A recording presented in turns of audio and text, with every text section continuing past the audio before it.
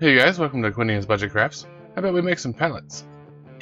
So all you're going to need is some matchsticks. You can buy these little matchstick looking things from Walmart. They are matchsticks, but they just don't have the match head on the end. And some coffee stir sticks. And glue, of course.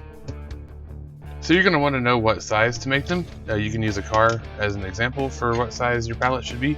This one is actually a little bit big. I think 1 square inch would probably be perfect, so let's go ahead and do that. As far as the boards on your pallet, you need to determine what you want your pallet to look like, or what they look like in your area if you're modeling them after real life. In my case, the commercial ones like Walmart and stuff look pretty nice. They're all 4x4s, and the top is even space boards and everything. The ones that you can get for free are the ones from like the furniture store. They're 4x4s or 2x4s, and then there's some even boards on top maybe, and then the rest is filled in with whatever they had on hand. So that's what I'm going to go with, because it actually looks pretty good for, post-apocalypse. So if these matchsticks are supposed to be 4x4s, then these coffee stir sticks are going to be way too wide, obviously. So we need to split these in half. You can try to put a ruler on there and split it down the middle. What usually happens is something ends up scooting and you don't cut it straight.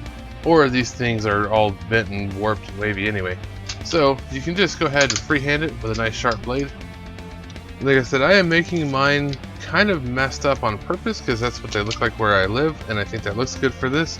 If you do want your pallets to look really nice, or if you're using styrene strips, then you can go check out Luke Towan. He's got some really good video on that. So now the easiest way to go ahead and split these all along their little 1-inch marks is to just use a pair of side cutters and clip them off. They don't have to be absolutely perfect. We can trim any excess sticking out once we're done. So I'm going to put just a little bit of glue on some wax paper here so I can dip the boards in it. That'll save me from making a giant glue mess. And if you're fumble fingers like I am, you probably want to use some tweezers to go ahead and help you out with this.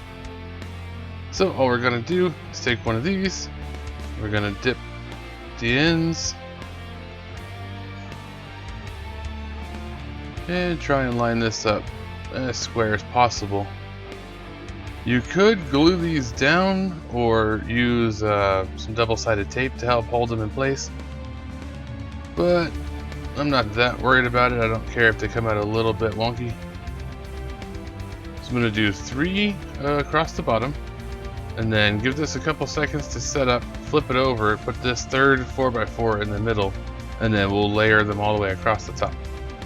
Since this actually is super glue wood glue, it'll dry to the point that it holds pretty quickly, but it takes about an hour to fully set up. So now I think it's probably about solid enough. Yep, there we go. Still wet though, so you can still adjust it if you need to. And then we can just take the third 4x4 and drop it right in the middle here. Now you can take all your top boards and do the same thing. Just put the glue each end, middle, and start layering them on. I promise this is actually a lot easier than I'm making it look. I'm trying to do this around the camera and the camera cord and everything else. I can't really see what's happening. It helps a lot if you can stand directly over top of it. And if you end up with these weird sharp broken pieces, those can actually work too, if you don't want your palette looking perfect anyway. Alrighty, now you can put more glue on this if you think you need it, or you can just let it dry at this point, whichever you prefer. If you are going to put some more glue, I recommend putting more on your wax paper over here, and then using a wet brush that you use for glue, a glue brush, and kind of paint it on. You're gonna have to hold this in place. And that should help you not end up with a bunch of giant glue blobs. So this will take about an hour or so to dry completely. In the meantime, for colors on this, you can paint it. I mean, we all know what paint's gonna look like, so I decided to try some wood stain. This one was done with fruit wood. This one was dark walnut, and it did not penetrate the glue, so that's something to keep in mind. And then this is the same stuff I use on the guillotine. This is the aged oak. It's a little too dark. I think it's probably best to use the fruit wood, or use craft paint, or just use some like Nolan oil or something.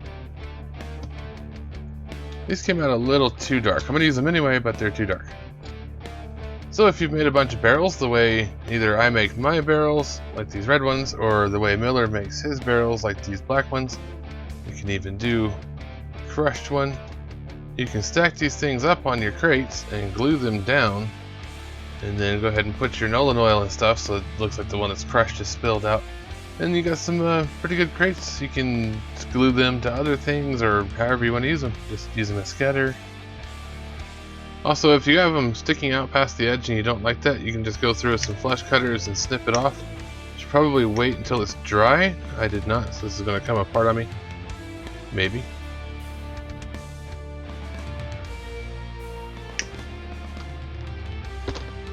Then you have a more uniform kind of look to it. But there you go, some quick and simple little pallets. Of course, as always, thanks for watching, everybody. Don't forget to like, share, comment, subscribe, and I'll catch you on the next one.